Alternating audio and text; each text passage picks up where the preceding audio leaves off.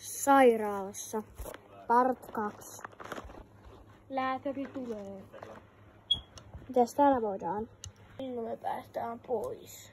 Anteeksi. Vain 2 viikon päästä. Mutta onko tyttäreni kunnossa? Valitettavasti sinun tyttärellesi kävi vielä pahemmin, kun hän oli tuolla takapenkillä, niin se takapenkin lasi oli se rikki, joten hänessä on aika monta lasin sirun palaa, ja me ei saada oikein niitä pois sieltä. Ei, Jemina. Mutta oletko sinä kunnossa? Kyllä olen.